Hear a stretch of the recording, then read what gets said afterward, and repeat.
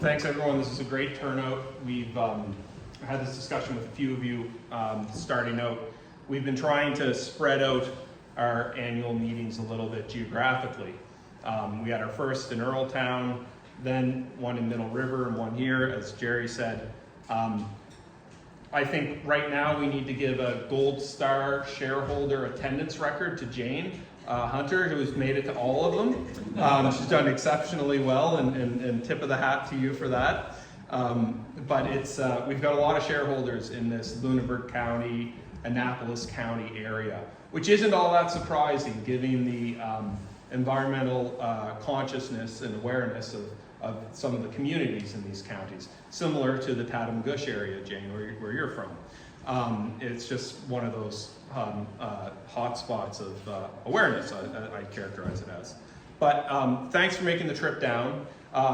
We are recording the event today, like Jerry mentioned, because as hopefully all of you have noticed, I share these around widely. We post them on our YouTube channel under a private link, so people who don't attend are still able to hear what was said. But I'm gonna just turn the lights off just to make this stand out a little bit better.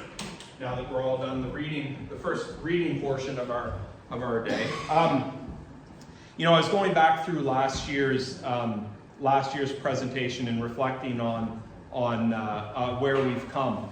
And I think it's important for us all to keep it in context, what we're coming together for today and why it is that we're here. Last year I remember it was big news in the climate community that the temperature anomaly had almost broken 1.2 degrees Celsius, 1.18 in 2023, and which is a relative measure of how things have changed, and I won't harp on about that again. But in 2024, we actually surpassed that considerably and broke the 1.5 degree barrier.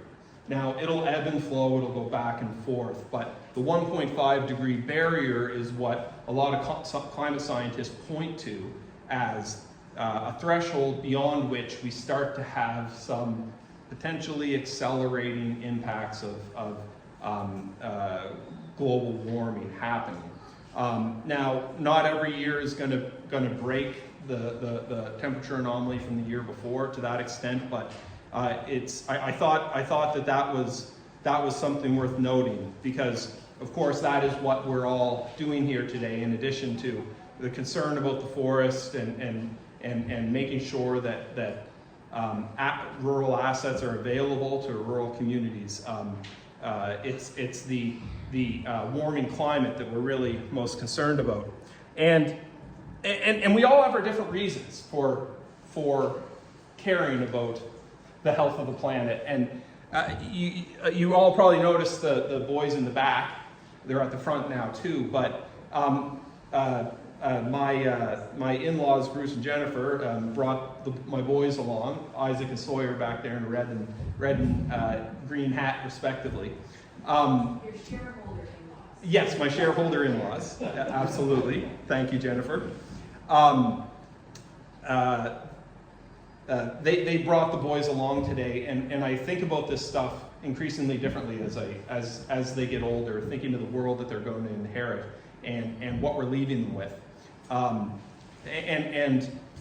When I think of a warming climate and a changing climate, I don't just think about distant impacts, but I also think about the traditions that I grew up with, such as hunting and fishing with my grandfather and my father, and I wonder whether or not that's going to look the same. Not so much for my boys, but maybe will I get that opportunity with their children as they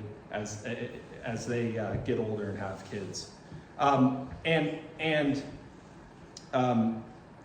want to put that in everyone's mind, because the work that we're doing here at Growing Forests seems hyper-local and seems to be focused on to one extent on a very local problem, which is forest loss and clear cutting on private lands in Nova Scotia. But it's in a much larger context where people around the world and local communities, groups of people within local communities like ours, are struggling to figure out what can our contribution be.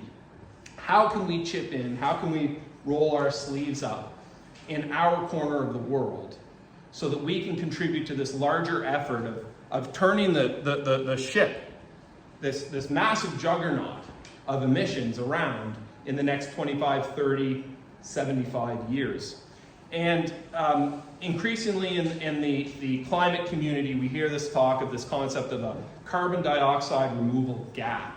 And what that's referring to is the fact that we've put so much carbon into the atmosphere over the last 100, 150 years that we're not just talking about reducing emissions today and getting down to zero. We really need to be pulling as much carbon as possible back out of the air. And of course, we're not going to switch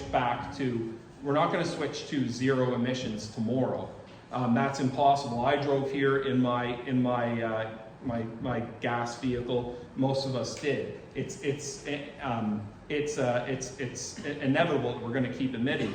But scientists estimate that by 2050, we really need to be removing about 1.9 billion tons of carbon out of the atmosphere every year. To put that in context, Canada emits about 650 million tons a year. Across all the industrial operations and all of our cars and heating our homes, we emit about 650 million tons, and we need to be pulling globally 1.9 billion tons out each year. And that's the context that growing forests exists within at a global level. And I think it's important for us as shareholders to place ourselves in that larger context, because I can't remember whose email it is. You may be sitting in the room, but one of your emails has a tagline at the bottom of it. It's that quote from Margaret Mead about,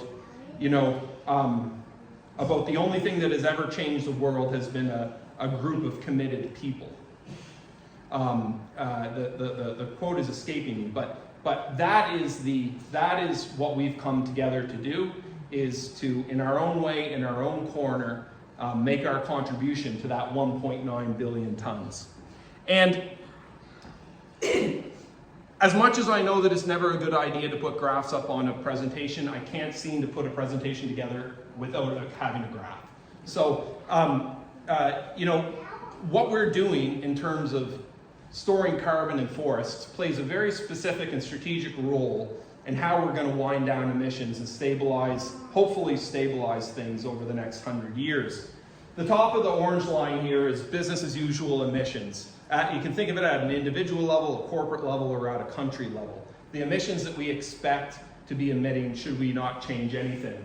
And, as we bring on technology, we'll reduce those emissions and bring them down through time, but we're not going to go to zero tomorrow. And there's this entire residual gap of emissions that we don't know what we're going to do, and are going to keep increasing carbon dioxide concentrations in the atmosphere. And that's the role that we have to play in increasing the amount of carbon that's stored in forests, removing carbon from the atmosphere and storing it in forests. Is while we're bringing on the technology to get us to zero emissions sometime mid-century, we do everything that we can to pull carbon out of the atmosphere and store it in forests, and do so in a way that contributes, that makes our local environments healthier.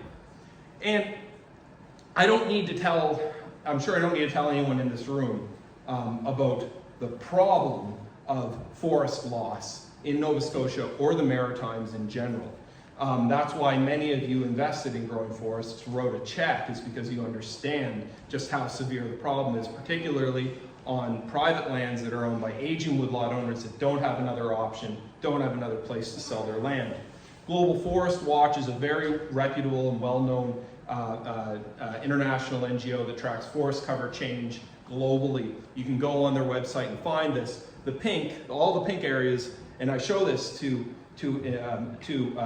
corporations that we're talking to about buying our credits. The pink is forest cover loss in the last 20 years. And you look in Nova Scotia and New Brunswick, and it's just a sea of pink, and it doesn't get better the further in you zoom. This is the more local context in which we exist. But again, I don't need to talk a lot about that to all of you, because I know you're all very aware. And so Jerry touched on this early on with his opening remarks. When you step back, I get caught up in the fine resolution details, the day-to-day details of what Growing Forest is doing.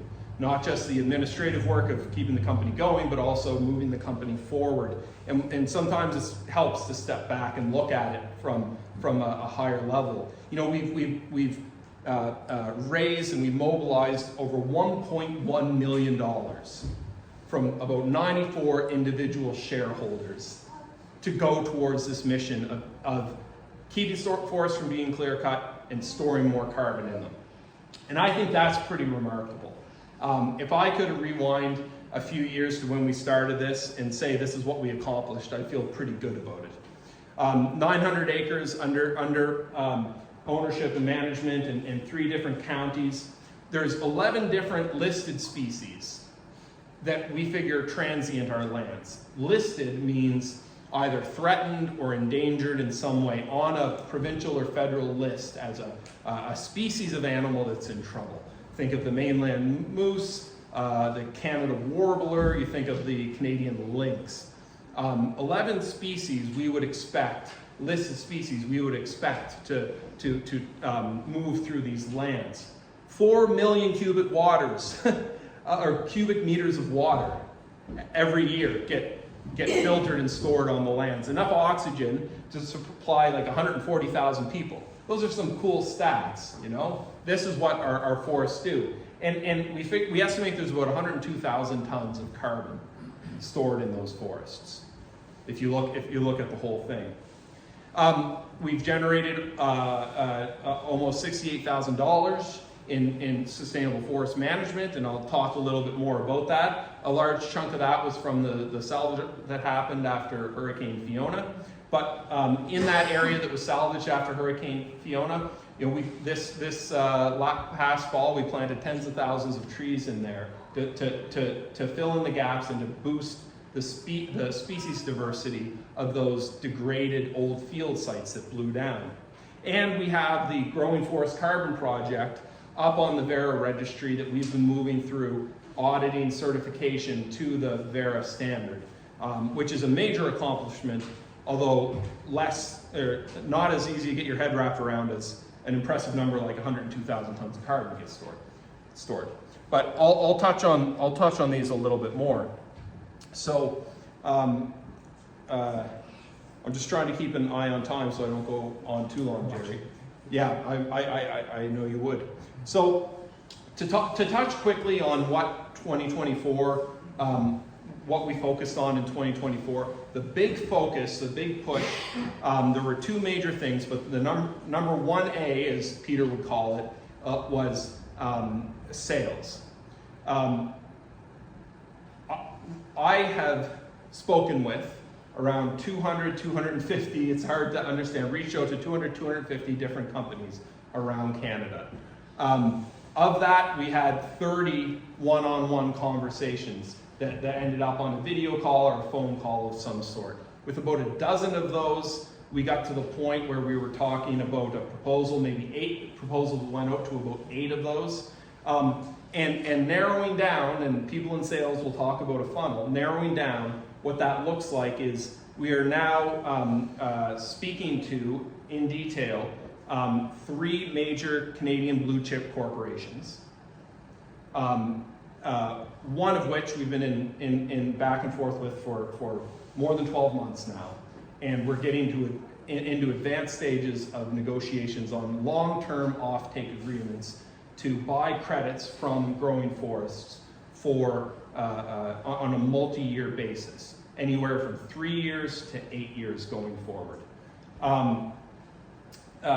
All 3 of these have a timeline for completion of their transaction in October. So that is what we are navigating towards.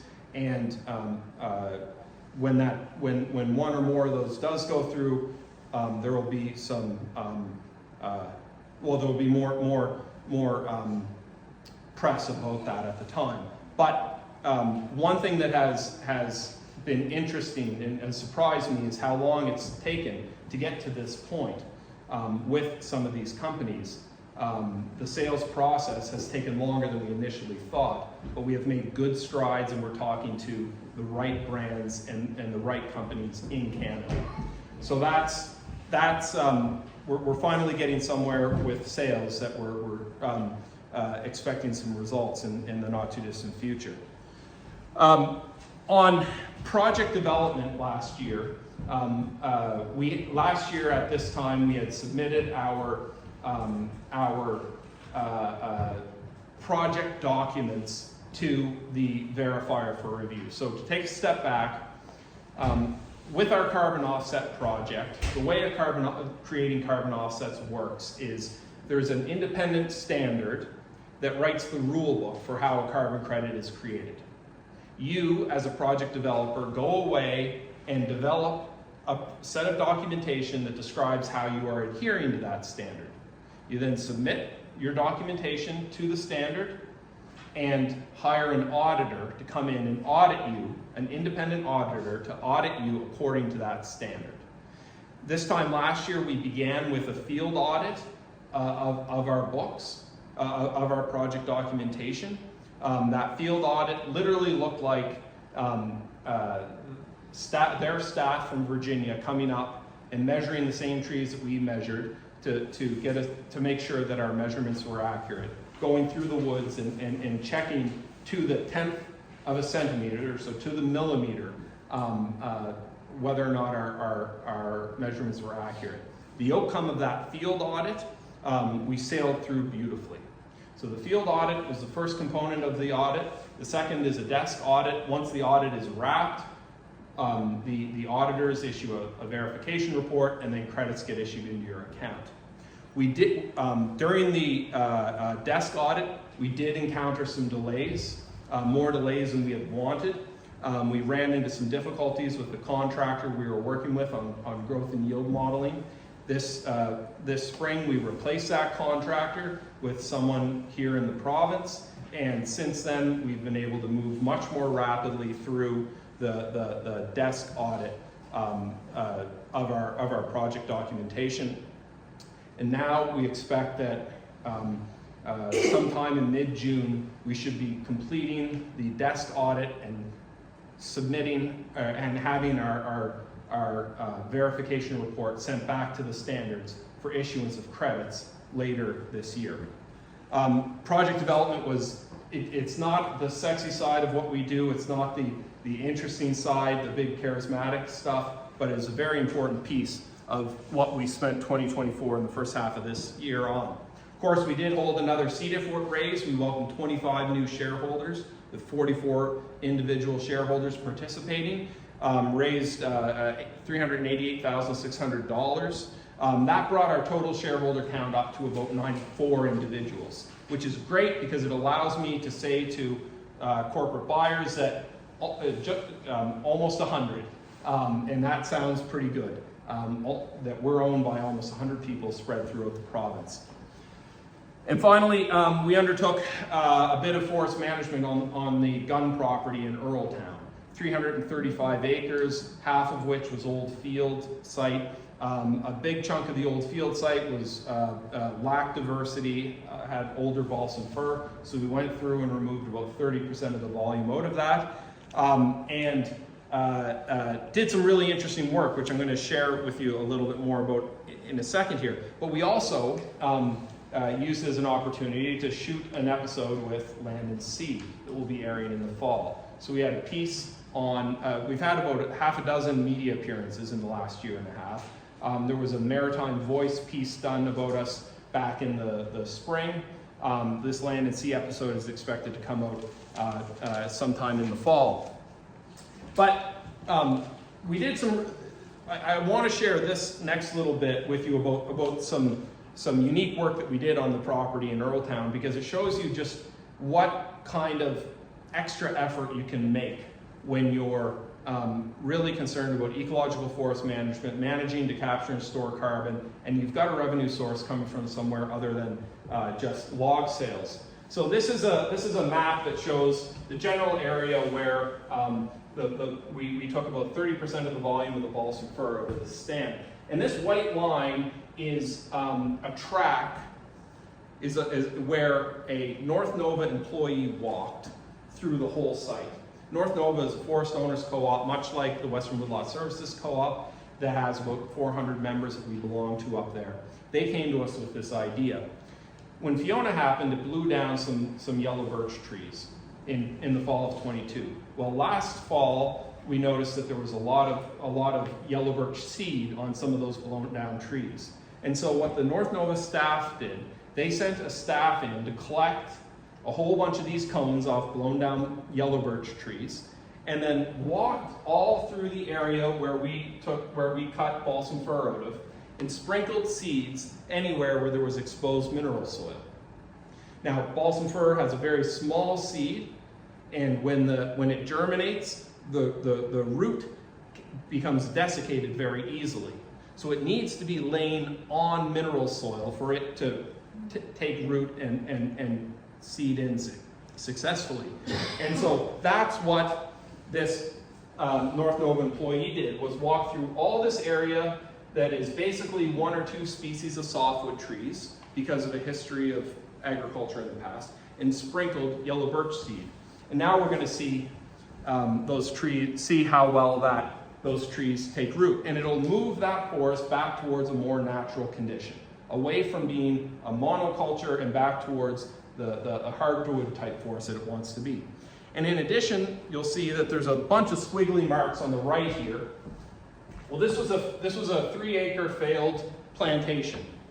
It was a patch that was cut in 2015, 2016, replanted in 2018. An early frost in 2019 killed almost all the planted trees, and it was turning back into a field. This was actual deforestation as a result of clear cutting. And I'm going to play a video that shows what we did. We shared this on LinkedIn, and it got about 45,000. It reached about 45,000 people. So I'm going to turn this up and just play it because it's a really interesting little thing we did. Restoring broken ecosystems is the necessary work of climate mitigation and adaptation. What you're about to look at here is a 2.5-acre clear cut that was replanted around 2019. About half of the trees were killed in an early frost the following year. We bought this property in 2022 and noticed that grasses had taken over, preventing any other new trees from growing. This site was at risk of falling to deforestation, actual forest loss. So last year we resolved to fix this and do it in a way that would improve the species diversity. The little brown spots that you're looking at on the ground are pits and mounds that were created with a small excavator that came onto the site in November of last year. We then went out and gathered a whole bunch of yellow birch seed from adjacent trees that had blown down. Yellow birch is a really unique species in that it needs exposed mineral soil to regenerate. So I don't know how well whether that's audible or not in the back. I hope it is. But what we did was go in with a small excavator that was already on site and scratched up little marks, similar to pit and mound disturbance that you get in a natural Acadian forest, and then sprinkled yellow birch seed in the scratched up places. One of the difficulties of planting trees is that you can really only get your hands on softwood trees to plant, because that's all that the major nurseries produce. Planting hardwood trees is very expensive, and you almost lose all of them to deer browse because they love the taste of them. In this way, we're trying to overcome that deer browse pressure by getting a whole bunch of trees, young seedlings, coming back. I'll let that play. We sprinkled the seeds in all of these little pockets that we scratched up with the excavator. We're hoping to see this spring germination of thousands of yellow birch seed across this site. This is an example of the thoughtful and nuanced ecosystem restoration work that we undertake on behalf of our carbon storage partners. Storing carbon in forests is about a lot more than what happens today. It's about what's going to happen 20 years from now, 30, 40 years from now. A healthy, diverse ecosystem stores the greatest amount of carbon the most securely. It's truly a privilege to be able to have the chance to restore these ecosystems at Growing Forests.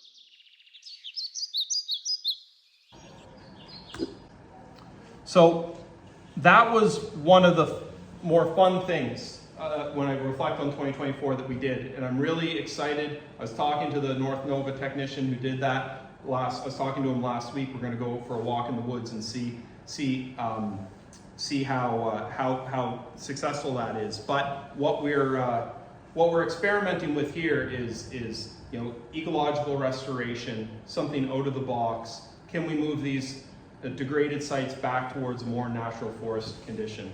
And that's the kind of work that I'm excited to do going forward as we validate our business model and move forward here. And so looking in 2025, so excuse the typo, where things stand, I mentioned we're narrowing in on multi-year carbon offtake agreements with 2 to 4 buyers, right? We are veering towards the end of the spectrum where we have a smaller number of buyers purchasing credits from us on a partnership basis. They're buying more than just credits, they're buying into our story because we have an exceptional story and we're leveraging that. We are seeing demand out there for credits in the 200,000 ton a year plus volume, which is a very important thing because that's the amount of carbon that credits we would expect to generate from 4,000 or 5,000 acres per year. That will allow us to really make a major dent in the amount of clear cutting on private land that's happening. And with some of the things that are happening in the market, there could be potentially more than that. We validated a price above $25 a ton, which is what we use for our revenue projections, and we validated credits produced per acre, which obviously is very important. Credits produced per acre, we've validated a volume that's above what we use in our projections as well. All which is to say that on our revenue projections and our carbon projections, it looks like we were erring on the conservative side, and things are turning out well. So moving forward, again, excuse the typo, 2025's focus. We want to nail down 2 or more multi-year offtake agreements with Canadian blue chip corporations. We've got more conversations happening than just that, but we really want to nail down those 2, probably with finalization in the October timeframe.